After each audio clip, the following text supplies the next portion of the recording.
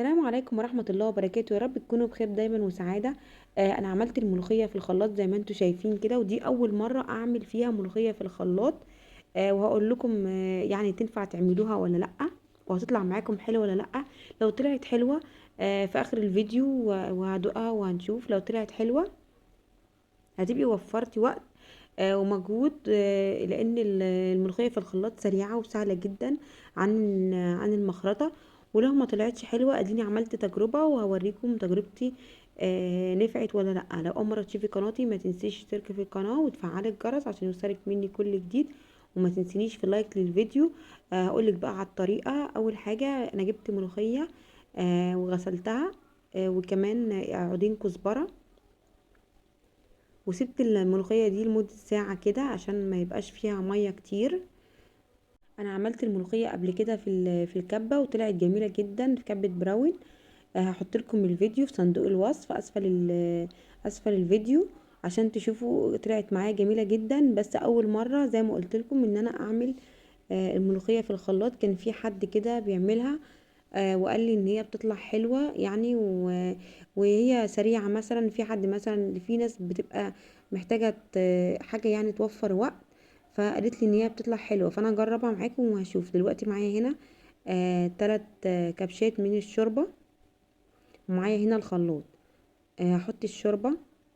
شوربة دافية، والشوربة دي طبعا عليها ملح، شوربة لحمة، شوربة فراخ، اي شوربة عندك. حطيت الشوربة. بعد كده هحط بقى الملوخية. الملوخية دي طبعا لازم تكون مغسولة كويس واحنا مقطفينها. وبحب احط عودين كزبرة خضرة اهي، علشان بتدي طعم حلو في الملوخية.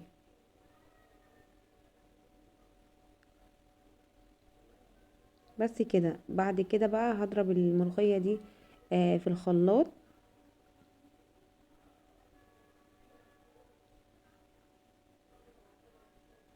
وهشوف لما اضربها في الخلاط تطلع زي الكبة ولا لأ، نفس يعني الطعم ولا لأ. وحطيت الشوربة، لازم تحطي شوية شوربة حلوين علشان الخلاط معاكي ما يبصش. طبعا الخلاط ده برضو انا عملت عنه ريفيو، خلاط فريش، وهحط لكم برضو الخلاط في صندوق الوصف لو عايزين تعرفوا الخلاط ده كويس ولا لا. انا جبته وعملت عنه ريفيو. هو شغال لحد دلوقتي معايا، في ناس كتير سألتني وقالت لي هو كويس، فهو لحد دلوقتي كويس. طبعا الملوخية بالمخرطة احسن طريقة تتعمل بها الملوخية بالمخرطة، لان هي الطريقة بتاعة الملوخية معروفة ان كل الناس من زمان بتعملها بالمخرطة. ففي ناس عايزة بتحب تعمل حاجة سريعة. انا ضربتها دلوقتي في الخلاط. بصوا ما خدتش منك حاجة، وضربتها بالشكل ده. بصوا ده شكلها اهو، شكل كده انا عمتها شوية.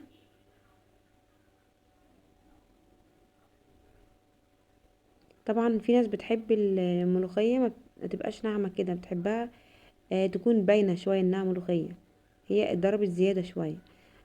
بعد كده انا حطيتها على النار، حطيت الملوخية على النار في حلة. وطبعا حاطة الشوربة، وهسيب بقى الملوخية دي تغلي. الملوخية غليت معايا، بصوا هي خضرة وجميلة جدا. بعد كده حطيت مكعب مرقة علشان المرقة بتدي برضو طعم حلو في الملوخية. بصوا اهي ده شكل الملوخية، هي خضرة وجميلة جدا. معرفش بقى طعمها يعني زي الملوخية المتخرطة والملوخية بتاعت الكبة ولا لا. طبعا احسن طريقة هي طبعا المخرطة، بس انا قلت اجرب الطريقة دي، لو نفعت هتبقى طريقة سريعة للملوخية. لو في حد مثلا عايز طريقة سريعة وياكل الملوخية بطريقة سهلة وسريعة يعملها. ودي تومة كده على النار، حاطة شوية توم كده على النار وبحمرهم في السمنة عادي. بعد ما التومة تحمر هحط بقى التوم على الملوخية بالشكل ده كده. انا طفيت على الملوخية لانها مش لازم الملوخية تغلي كتير. لو الملوخية غليت معاكي كتير مش هتطلع معاكي خضرة، هتسود. فلازم تخلي الملوخية تغلي معاكي يا دوب هما 3 غلوات كده وتطفي عليها، وما تغطيش عليه علشان الملوخية معاكي ما تسودش. دلوقتي حطيت التومة وغرفت الملوخية، ده شكلها.